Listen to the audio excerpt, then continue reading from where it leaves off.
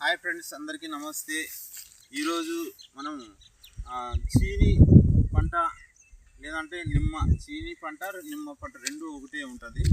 ఆ చీని పంట గురించి తెలుసుకుందాం. చీని పంటకి నేలను ఎలా సంసిద్ధం చేసుకోవాలి, తర్వాత ఎలాంటి నారుని మనం నాటుకోవాలి, ఎన్ని సార్లకి ఎన్ని మొక్కలు అవసరమవుతుంది, ఎన్ని ఎకరాలకి ఎంత మొక్కలు అవసరమవుతాయి, తర్వాత ఎటువంటి ఎరువులు వేయాలి, ఎలా నీళ్ళు పెట్టాలి, ఈ పంట యాజమాన్యం గురించి, తర్వాత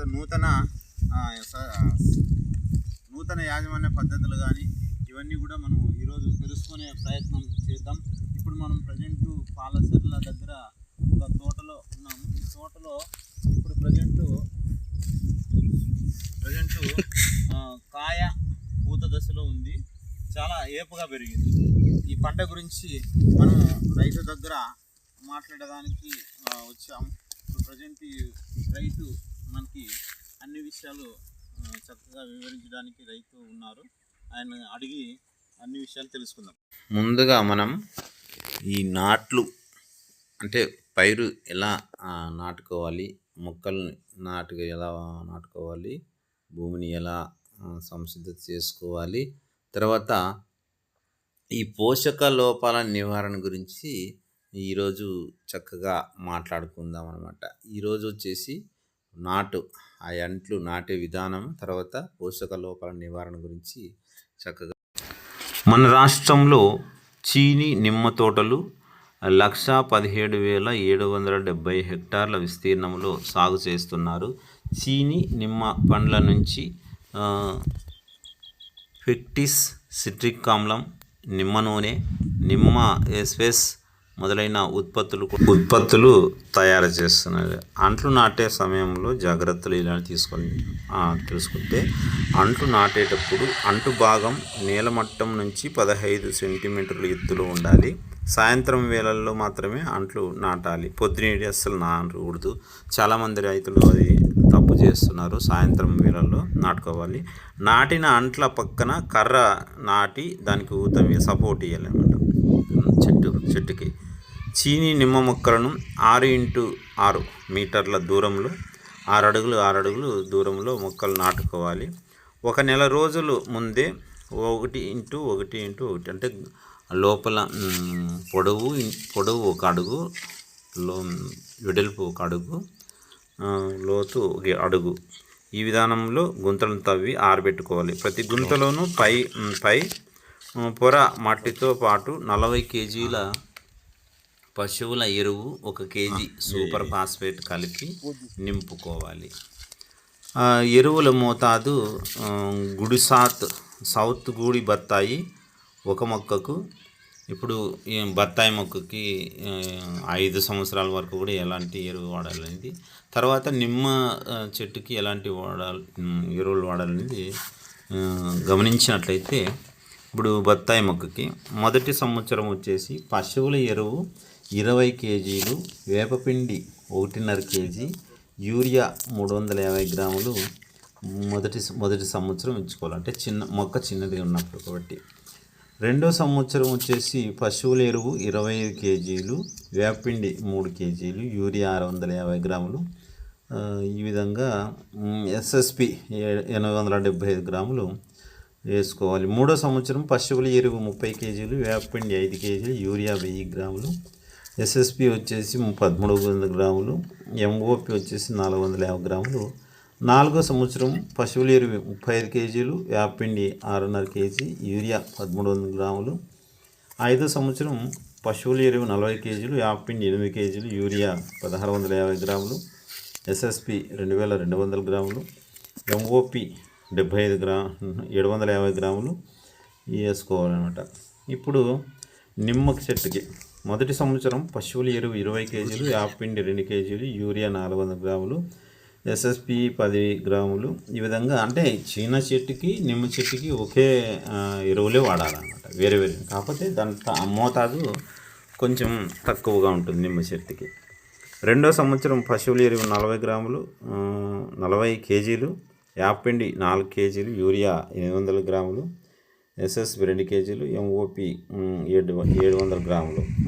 మూడో సంవత్సరం పశువుల ఎరువు 60 కేజీలు, వేపపిండి 6 కేజీలు, యూరియా 1200 గ్రాములు. 4వ సంవత్సరం 80 కేజీలు ఈ పశువుల ఎరువు, వేపపిండి 8 కేజీలు, యూరియా 1600 గ్రాములు. 5వ సంవత్సరం 80 కేజీలు పశువుల ఎరువు, వేపపిండి 8 కేజీలు, యూరియా 1600 గ్రాములు. ఈ విధంగా ఒక్కొక్క చెట్టుకి ప్రతి సంవత్సరము మనం ఎరువుల మోతాదు ఇవ్వాలన్నమాట. మొక్క పెరిగే కొద్దీ 410 అడుగుల వ్యాసంతో తయారు చేసుకోవాలి. పొదలు మొక్క పెరిగే కొద్దీ పాదులను మొక్క చుట్టూ పాదులను తయారు చేసుకోవాలి. అంటే చుట్టూ 10 అడుగుల లోపల, అంటే 4 నుంచి 10 అడుగుల లోపల మధ్యలో చుట్టూరున గుంత తవ్వి వర్షం వచ్చినప్పుడు నీళ్లు పెట్టినప్పుడు కానీ చుట్టూ నీళ్లు ఉంచేటట్లు పెట్టుకోవాలన్నమాట.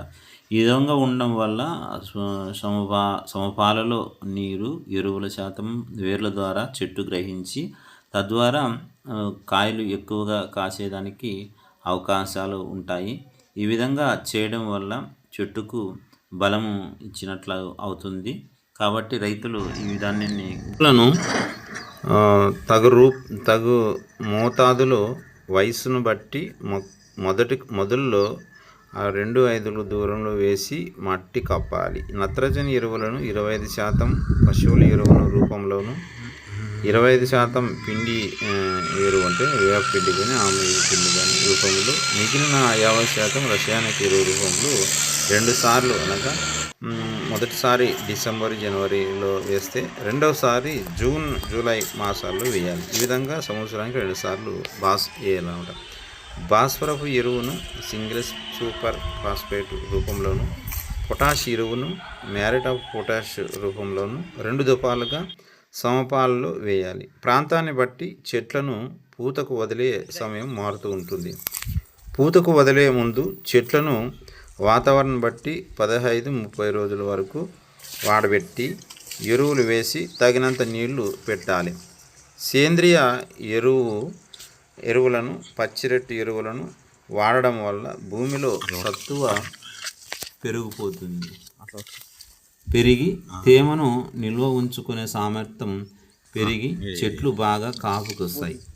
సాత్గుడి బత్తాయి, నిమ్మ మొక్కల కోసం పైన సూచించిన ఎరువుల మోతాదులో 75% మాత్రం వేసుకొని జీవన ఎరువులైన ఆర్బాస్కాలర్, మైకోరైజా 500 గ్రాములు, చెట్టుకు సంవత్సరానికి అజోస్పెరిలం 100 గ్రాములు, ఫాస్ఫరస్ సాల్యుబులైజింగ్ బ్యాక్టీరియా 100 గ్రాములు, ట్రైకోడర్మివిడి 100 గ్రాములు కలిపి అందించినప్పుడు మంచి నాణ్యత కలిగిన అధిక పండ్లను, దిగుబడులను సాధించుకోవచ్చు. తర్వాత పల్లాకు వ్యాధి. ఈ వ్యాధి వచ్చినప్పుడు లీటర్ నీటికి జింక్ సల్ఫేట్ 5 గ్రాములు, మెగ్నీషియం సల్ఫేట్ 2 గ్రాములు, ఫెర్రస్ సల్ఫేట్ 2 గ్రాములు, మాంగనీస్ సల్ఫేట్ 2 గ్రాములు, బోరాక్స్ 100 గ్రాములు, సున్నం 6 గ్రాములు, యూరియా 10 గ్రాములు కలిపిన మిశ్రమాన్ని సంవత్సరానికి 4 సార్లు పిచికారీ చేయాలి. విప్పారిన లేత ఆకుల మీద పిందెలు బఠానీ పరిమాణంలో ఉన్నప్పుడు పిచికారీ చేయాలి. సున్నపు నేలల్లో, నిమ్మ తోటల్లో ఇనుపధాతు లోపం ఎక్కువగా ఉంటుంది. దీని నివారణకు 20 గ్రాముల ఫెర్రస్ సల్ఫేటు, 2 గ్రాముల నిమ్ముప్పు 10 లీటర్ల నీటికి కలిపి 10 రోజుల వ్యవధిలో 2-3 సార్లు పిచికారీ చేస్తే చాలా మంచి దిగుబడులు, బాగా కాయలు కూడా బాగా కాస్తాయి. చీని, నిమ్మ పంటల్లో పోషకాలు లోపాలు జరిగినప్పుడు ఎటువంటి సవరణ అంటే నివారణ ఎలా చేసుకోవాలనేది మనం తెలుసుకుంటే బాగుంటుంది. ఇప్పుడు నత్రజని లోపిస్తే ఆకులు పసుపు రంగుకి మారడం, మొక్క పెరిగిపోవడం వంటివి జరుగుతూ ఉంటుంది. తగు మోతాదులో నత్రజని ఎరువులు వాడుకుంటే ఈ నత్రజని లోపం అనేది అయిపోతుంది. తర్వాత భాస్వరం. భాస్వరం వేర్ల అభివృద్ధికి పనిచేస్తుంది. వేర్లు బాగుంటే చెట్టు బాగుంటుంది. కాబట్టి భాస్వరం లోపించినప్పుడు ఆకులు ఎరుపు ఉదా రంగులోకి మారుతాయి. సిఫార్సు చేసిన మోతాదులో భాస్వరం ఎరువులను వాడుకోవాలి. పొటాషియం సాధారణంగా సున్నం సహజంగా ఎక్కువగా ఉన్న నేలల్లో, సూపర్ ఫాస్ఫేట్ అధికంగా వేసిన నేలల్లో పొటాషియం లోపాలు కనిపిస్తాయి. పొటాషియం లోపించినప్పుడు ఆకులు మెలికలు తిరిగి ముడుచుకొని పోతాయి. మొక్కలు పెరుగుదల తగ్గిపోతుంది. ఆకుల అంచులు పసుపు రంగులోకి మారుతాయి. పిందెలు వేసే దశలో పొటాషియం లోపిస్తే పిందెలు ఎక్కువగా రాలిపోతాయి. కాయల పరిమాణం తగ్గుతుంది. దిగుబడి గణనీయంగా తగ్గుతుంది. మ్యూరేట్ ఆఫ్ పొటాష్ లేదా సల్ఫేట్ ఆఫ్ పొటాష్ నేలలు వేసి పొటాషియం లోపాన్ని సరిదిద్దవచ్చు. 1% పొటాషియం నైట్రేట్ ద్రావణాన్ని చెట్టు అంతా తడిసేలా పిచికారీ చేస్తే పొటాష్ లోపం నివారణ చేసుకోవచ్చు. జింకు లోపించినప్పుడు కొత్తగా పెరిగే మొక్కలు లేత ఆకుల్లో ఈనెల మధ్య భాగాలు పసుపు రంగుకు మారుతాయి. ఆకుల మధ్య కాండం పొడవు తగ్గి ఆకులు గుబురుగా ఆగబడతాయి. కొమ్మల చివర్లు ఎండిపోతాయి. కొమ్మలు పైనుండి కింది వరకు క్రమంగా ఎండిపోతాయి.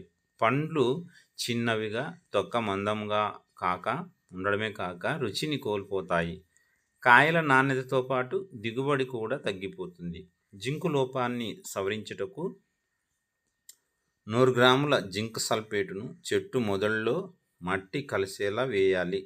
వారం వ్యవధిలో 2-3 సార్లు 0.25 అంటే 25% జింక్ సల్ఫేట్ను ద్రావణాన్ని పిచికారీ చేసి కూడా జింకు లోప నివారణని సరిదిద్దుకోవచ్చు. మాంగనీసు లోప నివారణ. సాధారణంగా జింకు లోపాలు కనిపించే సందర్భాల్లో మాంగనీసు లోపాలు కూడా కనిపిస్తాయి. మాంగనీసు లోపించినప్పుడు ఆకుల మీద పసుపు రంగు మచ్చలు ఏర్పడి క్రమంగా అవి గచ్చకాయ రంగుకు లేదా తెల్ల రంగుకు మారుతాయి. ఆకులు కిందికి ముడుచుకొని పోయి బోర్లించిన గిన్నెలాగా కనిపిస్తాయి. ఆకులపై మాంగనీసు లోప లక్షణాలు జింకు లోప లక్షణాలను పోలి ఉంటాయి. అయితే మాంగనీసు లోపించినప్పుడు ఆకు పరిమాణం తగ్గదు. మాంగనీసు లోపాన్ని సవరించడానికి మాంగనీస్ సల్ఫేట్ 20% ద్రావణాన్ని వారం వ్యవధిలో 2 సార్లు పిచికారీ చేస్తే మాంగనీసు లోప నివారణ తగ్గించుకోవచ్చు.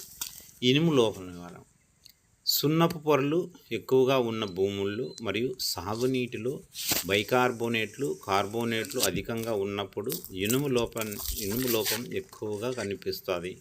లేత ఆకుల్లో ఈనెలు మాత్రం ఆకుపచ్చగా ఉండి మిగిలిన భాగమంతా పసుపుగా మారుతుంది. ఆకులన్నీ క్రమంగా పాలిపోయి తెలుపు రంగులోకి మారుతాయి. కాయలు రాలిపోతాయి. 1% అన్నవేది ద్రావణాన్ని లోప లక్షణాలు తగ్గే వరకు వారం వ్యవధిలో పిచికారీ